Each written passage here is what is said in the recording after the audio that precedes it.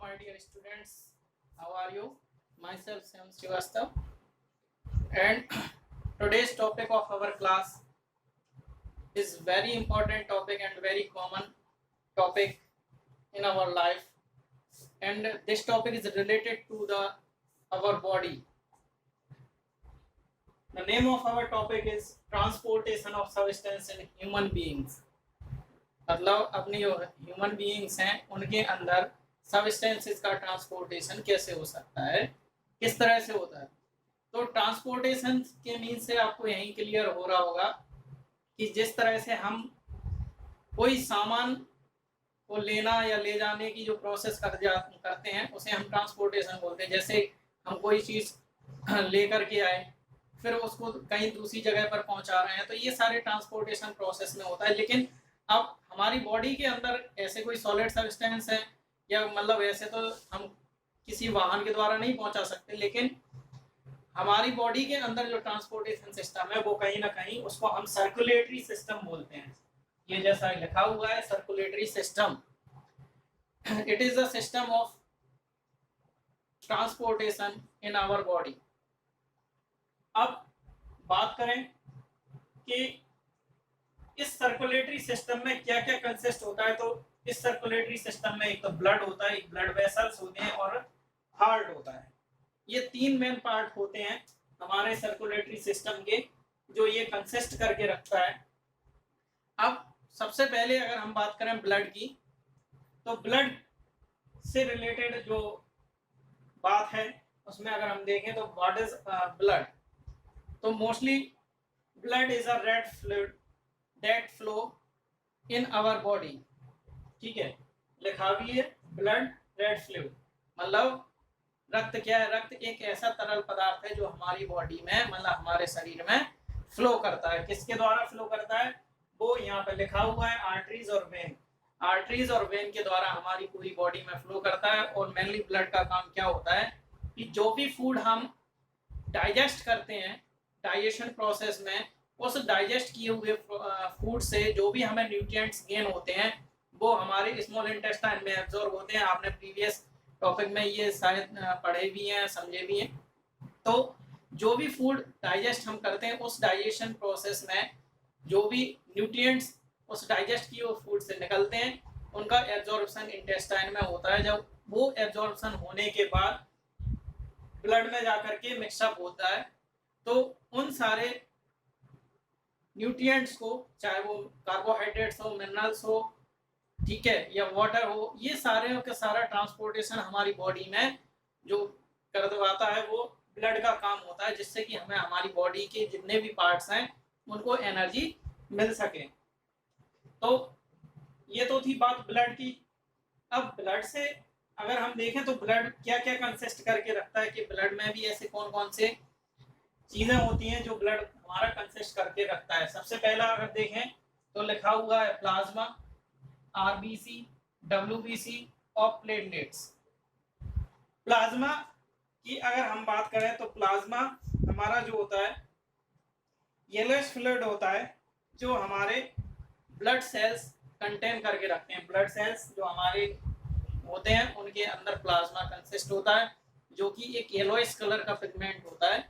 ठीक है, अगर हम आरबीसी की बात करें तो आरबीसी का नाम अगर देखें तो इसको हम रेड ब्लड सेल्स भी बोलते हैं, कहीं कहीं रेड ब्लड कार्पसेल्स भी बोला जाता है। कई बुक्स में लिखा हुआ है कार्पसेल्स और कई बुक्स में लिखा है सेल्स।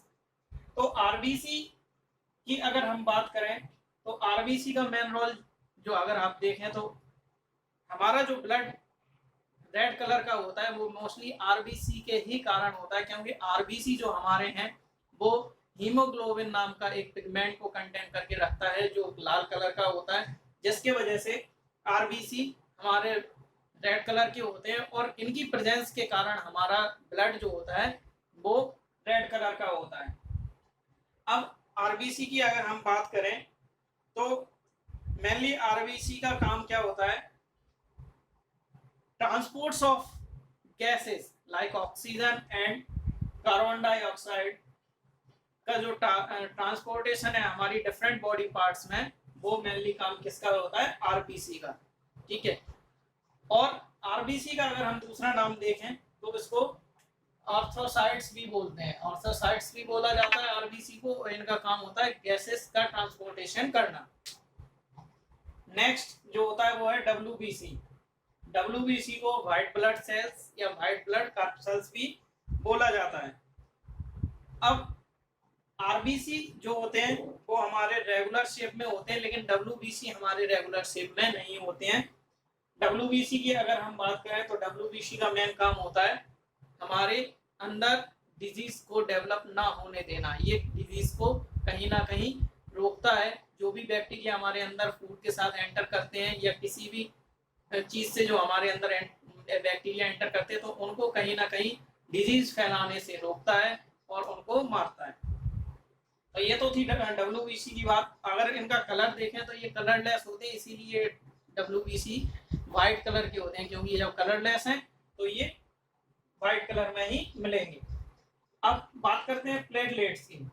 प्लेटलेट्स का मेन जो वर्क होता है हमारी बॉडी के अंदर, प्लेटलेट्स को हम थ्रोम्बोसाइट्स भी बोलते हैं। और प्लेटलेट्स का जो वर्क होता है, जैसे कि हमारी बॉडी में कहीं भी लग जाती है, चोट लग जाती है या कट जाता है, तो वहां से क्या होता है, ब्लड निकलना स्टार्ट हो जाता है।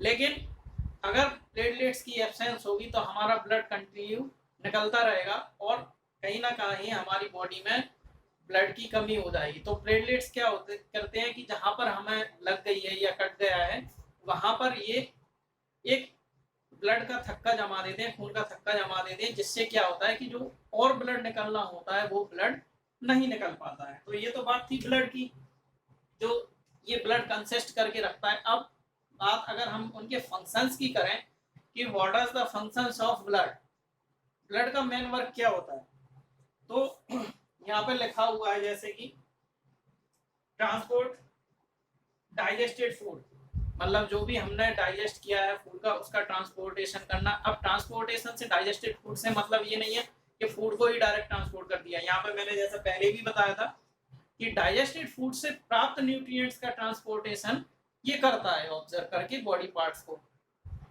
दूसरा फंक्शन अगर ब्लड का देखें तो कैरीज O2 फ्रॉम लंग्स।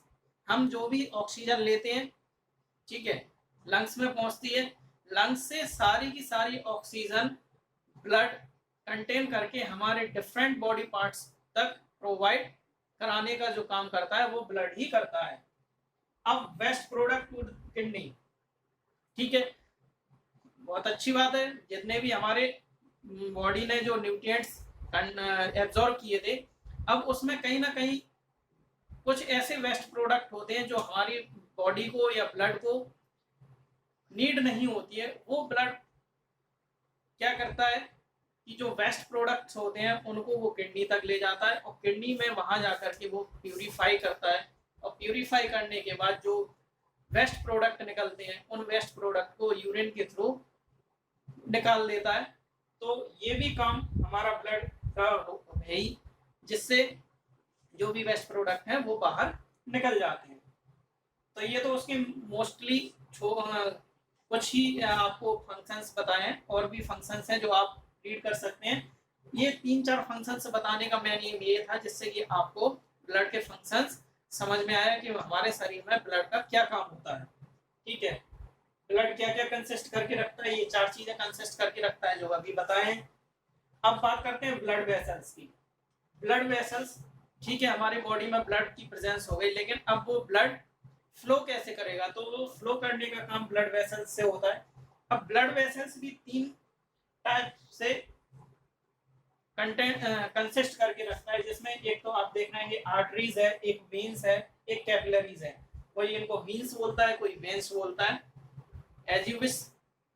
तो आर्टरीज की अगर हम बात करें तो carry blood to all part. इनका क्या काम होता है आर्टरीज का, जो भी ब्लड हमारा हार्ट पंप करता है वो पूरे ब्लड को हमारी डिफरेंट बॉडी पार्ट्स तक प्रोवाइड कराता है, मतलब हमारी डिफरेंट बॉडी पार्ट्स हैं वहां तक इस ब्लड को ले जाने का काम आर्टरीज करती हैं। और वेन्स का काम क्या होता है कि जो ब्लड आर्टरीज ने पहुंचाया था पूरी बॉडी पार्ट्स को, अब उनमें जो भी न्यूट्रिएंट्स कंटेंट्स थे और ऑक्सीजन कंटेंट थी वो हमारी बॉडी पार्ट्स ने एब्जॉर्ब कर लिए। अब उसके बाद क्या होता है कि जो रिमेनिंग ब्लड होता है, जो इम्प्योर ब्लड होता है, वो इम्प्योर ब्लड वेन्स पूरे बॉडी पार्ट से रिटर्न हार्ट की तरफ ले जाती है। तो ये लिखा है carry blood to heart from all parts, मतलब पूरी बॉडी पार्ट से जो ब्लड कलेक्ट करके ये हार्ट के पास रिटर्न ले जाती है। अब बात करते हैं कैपिलरीज की। तो कैपिलरीज का मेन वर्क होता है exchange of material between blood and cells. ये ब्लड वेसल्स में ही प्रेजेंट रहती है और कैपिलरीज का मेन काम होता है कि जो ब्लड मटेरियल कंटेन करके रखता है उनका एक्सचेंज होता है सेल के और ब्लड के बीच में। तो वो वर्क हमारी कैपिलरीज करती हैं, इसीलिए लिखा हुआ है exchange of material between blood and cell. ठीक है, अब बात करते हैं हार्ट की। हार्ट की बात करें तो यहाँ पे ऑरिकल और वेंट्रिकल होते हैं। मोस्टली हमारा हार्ट जो देखा है तो 4 चैम्बर्स में बटा होता है। जैसे हम ऑरिकल और वेंट्रिकल की देखें तो right auricle and right ventricle and left auricle and left ventricle. अब बात करते हैं तो राइट ऑरिकल राइट वेंट्रिकल में ही ओपन होता है और लेफ्ट ऑरिकल लेफ्ट वेंट्रिकल में ही ओपन होगा। ये नहीं होगा कि राइट लेफ्ट में खुल रहा है, लेफ्ट राइट में खुल रहा है, क्योंकि अगर ऐसा होगा तो हमारा ब्लड पूरी तरीके से सही वर्क नहीं कर पाएगा। और जो स्ट्रक्चर बनाई है नेचुरली वो इसी तरीके से है कि जो चीज जिस तरह से सिचुएटेड है, जो जिसका वर्क है उसी तरीके से वो वर्क करेगा। अगर आर्टरीज की अगर हम बात करें फिर से, तो जिस तरह से आपने देखा होगा कि पानी की मोटर होती है और वो जब पानी को खींच करके लाती है और पानी लेजम के द्वारा वो ऊपर चढ़ाती है, मतलब हमारे टंकी तक ले जाती है, तो वो क्या कर रहा है कि पानी को ऊपर ले जा रहा है, फिर वहां से पूरे बॉडी आपके घर में क्या कर रहा है, सर्कुलेट कर रहा है।